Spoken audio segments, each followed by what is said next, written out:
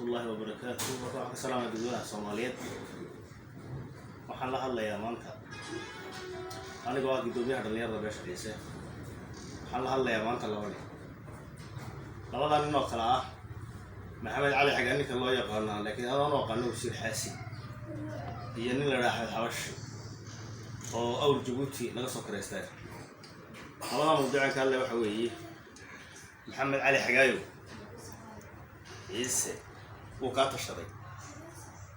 adigoo jaahila oo 20 sano kursiga Ciise ku gumaysanaya oo dadkii ka aqoon badnaa wax ka sheegay oo dadkii ka aqoon badnaa ee PhD wax ka sheegay adoo shahaado dugsiga buuga wata dad ka aqoon badnaa wax ka sheegay jaahilna tahay dadka xasan ruush ma ka aqoon badan wax ka sheegay waxaan ku leeyahay Maxamed Cali Xagaayo haddaad si sharaf leh oo karaamo leh aad ku tagi weydo oo asri baa ku asri weyday wadooyinka waa lagu jijiidaa ballan weytaas kursigan dadkii lahaa baa yimid Djibouti kursigan lagama laha Soomaaliya dadka jooga iskale jaahilnimada waxaad sheegaysaa adigoo injirshaga fadhiya waxaad kursigan Djibouti laga soo siiyay Ciise Djibouti waxba ma bixiso gurada sida Soomaaliya ma bixiso Djibouti ma bixiso waxaan aaminsan tahay inuu Axmed Xabash maanta ku difaacay ma ku difaaci karo Axmed Xabash oo Djibouti laga keenay oo dad u keensatay waana iska tagay insha Allah marka Maxamed Cali Xagaayo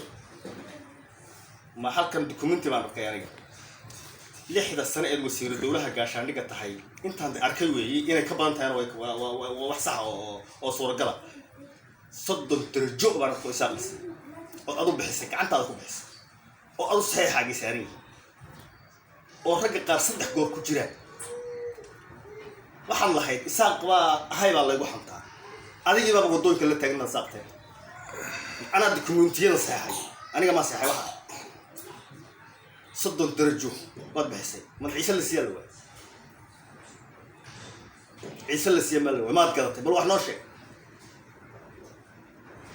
Axmed Xabash noo xalay Axmed Xabash